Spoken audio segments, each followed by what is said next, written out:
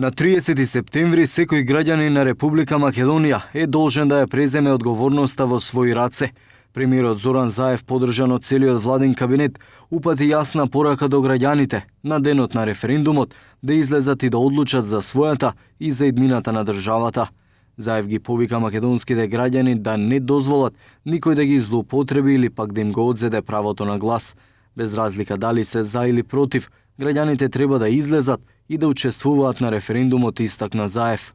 На овој референдум ќе се ја преземеме одговорноста и за себе, и за своето семејство, и за нашата Македонија. И ќе излеземе и ќе гласаме онака како што мислиме, но ќе излеземе на референдум. Затоа што е обврска пред татковината. Опција има да се гласа за и да се гласа против.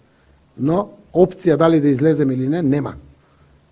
Треба да излеземе ако сме вистински патриоти, ако си ја сакаме Македонија и ако на вистина во демократска земја токму граѓаните се тие кои што ја дефинираат иднината на нашата земја. Заев ја критикуваше и опозицијата, велики дека иако ВМРО ДПМН со години бара референдум, вчера непосредно пред гласањето срамно напуштија салата за пленарни седници. Еден од опозиционерите кој повикува на бојкот на референдумот е членот на извршниот комитет на ВМРО ДПМН Антонио Милошовски, кој на неговиот Facebook профил наведе повеќе причини за тоа. Референдумското прашање, кое е спротивно на законот, задолжителен наместо консултативен, еднозначно наместо трозначно манипулативно прашање и спротивно на Уставот, потврден од народот 1991 и Бадинтер од 1992 година, не заслужува одговор.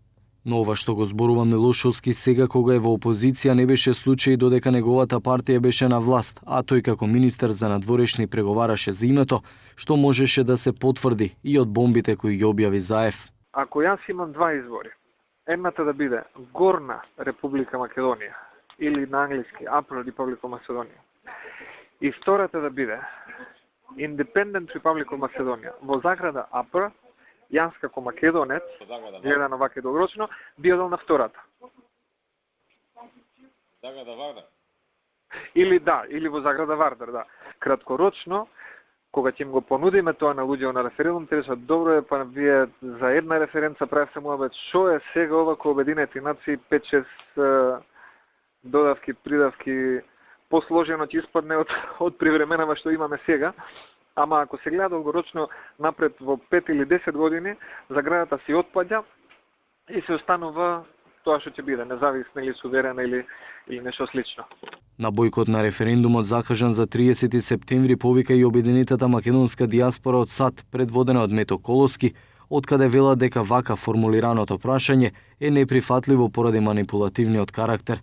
Но од друга страна еврокомесарот за проширување Јоханес Хан на својот Твитер профил ги повика македонските граѓани да го поддржат референдумот.